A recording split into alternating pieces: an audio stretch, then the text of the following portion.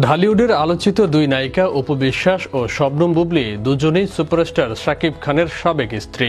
শাকিবের সঙ্গে কোনো সম্পর্ক না থাকলেও এই দুই নায়িকার মধ্যে যে দা কুমড়া সম্পর্ক, সেটি তাদের পরস্পরের প্রতি তির্যক মন্তব্যই প্রকাশ পায়।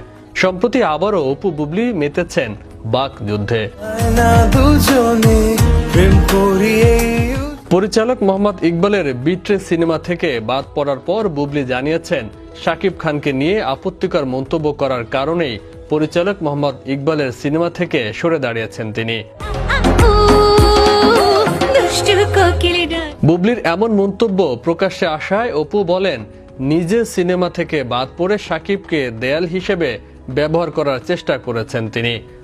দুর্বল গেম প্ল্যান। সিনেমা থেকে বাদ না পড়লে শাকিবের প্রতি দরদ দেখানো এমন কোনো বাক্য ব্যবহার করতেন না।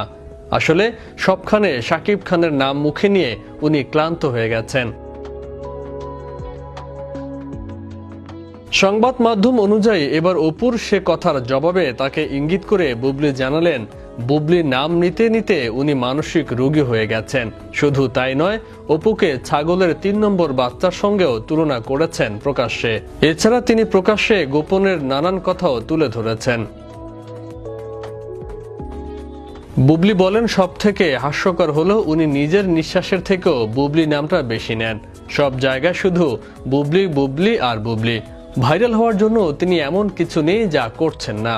বুবলী নাম নিতে নিতে উনি মানসিক রোগী হয়ে গেছেন। বুবলী আরো বলেন, শাকিব আমার পরিবার। আমি সবসময় তার নাম নিয়েছি এবং সারা জীবন নেব।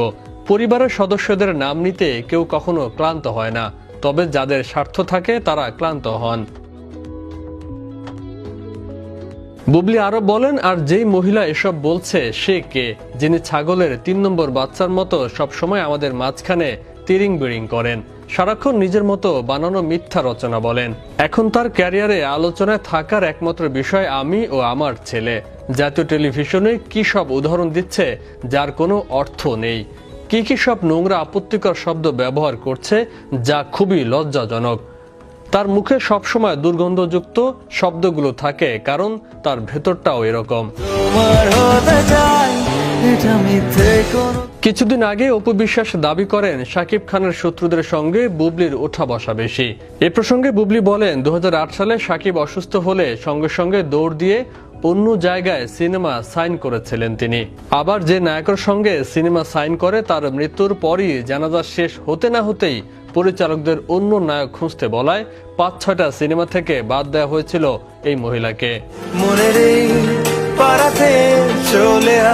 আবার নিজ স্বার্থের জন্য শাকিবের কাছে ভিড়েছিল, সবই ইন্ডাস্ট্রির মানুষজন জানেন। জয়া আপু, বিদ্যা সিনহা, ফারুক ভাই, কাজী হায়াত আঙ্কেল থেকে শুরু করে অনেক তারকার সঙ্গেই বিএফডিসিতে বেয়াদবি করেছিলেন তিনি, যা নিউজও এসেছে। আর বেয়াদবির জন্য তিনি মারও খেয়েছেন, এমনটাই দাবি করেছেন বুবলী। আর তাতেই আবারও সমালোচনা এসেছেন এই আলোচিত দুই নায়িকা। তাদের এই সমস্ত বাকযুদ্ধ থামিয়ে সুস্থ বিনোদন জগতে ফিরবে, এমনটাই চাওয়া ভক্ত অনুরাগীদের।